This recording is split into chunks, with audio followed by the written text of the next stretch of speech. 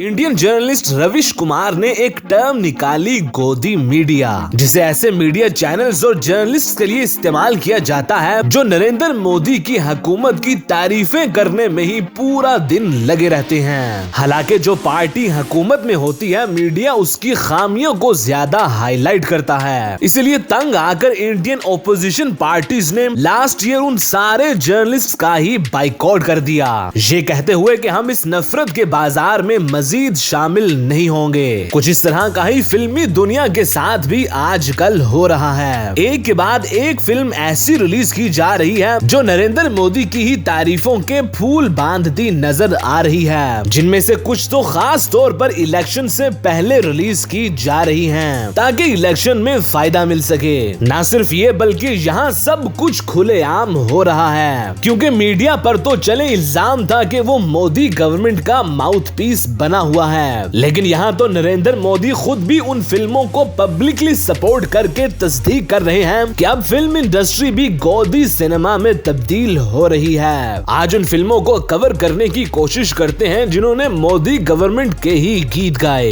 और बदले में नरेंद्र मोदी ने उन्हें खूब प्रमोट भी किया। सबसे पहले रिसेंटली रिलीज की हुई फिल्म आर्टिकल 370 को ही ले लें, जिसमें मोदी गवर्नमेंट की खूब तारीफ की गई। इवन नरेंद्र मोदी और अमित शाह के कैरेक्टर्स भी फिल्म में डाल दिए गए। न सिर्फ ये बल्कि इनके डायलॉग्स फिल्म के ट्रेलर में ही शामिल करके इसे बेचा गया, ताकि कम से कम बीजेपी के सपोर्टर्स तो इस फिल्म को देखने आए, और साथ ही नरेंद्र मोदी ने भी इस फिल्म को सपोर्ट कर दिया। अब ऐसा इलेक्शन से तकरीबन 2 महीने पहले किया जा रहा है, जैसा 2019 के इलेक्शंस में भी किया गया, जब उड़ी फिल्म इलेक्शन 2019 से पहले रिलीज की गई, जिसे आर्टिकल 370 के मेकर्स ने ही बनाया था। और 2019 में बीजेपी की पूरी पॉलिटिकल कैंपेन ही इस उड़ी इंसिडेंट पर की गई थी। इसलिए तो नरेंद्र मोदी पब्लिक के सामने इस फिल्म का डायलॉग हाउस दी जोश भी बोलते हुए नजर आए। लेकिन जहां उड़ी 250 करोड़ के करीब कमाने में कामयाब हुई, वहीं आर्टिकल 370 60 से 70 करोड़ भी बड़ी मुश्किल से कमाती हुई नजर आ रही है, क्योंकि बार बार एक ही तरह के जुगाड़ नहीं चल सकते।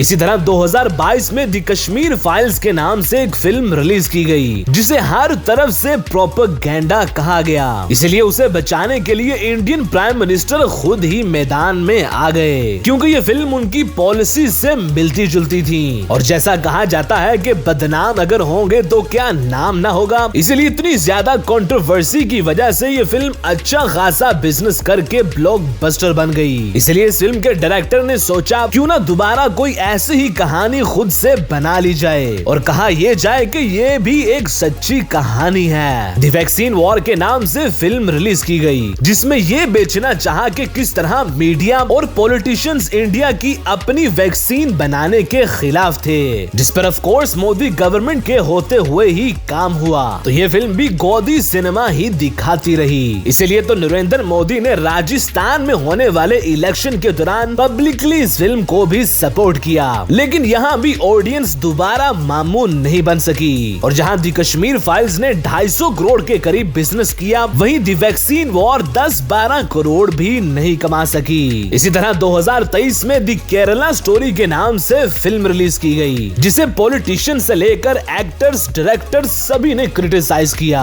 क्योंकि बड़े बड़े झूठ बोलकर केरला स्टेट और एक रिलीजन के खिलाफ नेगेटिविटी फैलाई गई, और केरला स्टेट में मोदी गवर्नमेंट बुरी तरह इलेक्शन हारती आ रही है। इसलिए तो नरेंद्र मोदी ने भरे जलसे में इस फिल्म को भी सपोर्ट कर दिया। फिर वही हुआ कि कंट्रोवर्सी की वजह से ये फिल्म भी ब्लॉकबस्टर बन गई। इसलिए इस फिल्म के मेकर्स ने भी सोचा क्यों ना यही जुगाड़ रिप्ले किया जाए। तो अब बस्तर के नाम से यही टीम एक फिल्म लेकर आ रही है, जिसमें अभी से ही कंट्रोवर्शियल चीजें दिखाना शुरू भी कर दी गई हैं। जहां जवाहरलाल नेहरू यूनिवर्सिटी के स्टूडेंट्स पर ये इल्जाम लगाया जा रहा है कि ये तो इंडियन सोल्जर्स की किलिंग्स पर जश्न मनाते हैं। हालांकि फिल्म तो बननी चाहिए थी उस अटैक पर जो इन स्टूडेंट्स को 2020 में मोदी गवर्नमेंट के होते हुए फेस करना पड़ा, लेकिन उल्टा इन्हीं स्टूडेंट्स के खिलाफ नफरत का बाजार गर्म किया जा रहा है, जिसे मोस्ट प्रोबेबली नरेंद्र मोदी भी सपोर्ट कर देंगे, क्योंकि ये फिल्म भी इलेक्शन से पहले रिलीज होकर जेएनयू के स्टूडेंट्स को विलन बनाकर गोदी सिनेमा में शामिल होने होने जा रही है। लेकिन पिछली दोनों एग्जाम्पल्स की तरह ये फिल्म भी उस तरह चलती हुई नजर नहीं आएगी जैसे दी केरला स्टोरी नजर आई। अब इसके अलावा भी बहुत सी ऐसी फिल्में हैं जो गोदी सिनेमा की लिस्ट में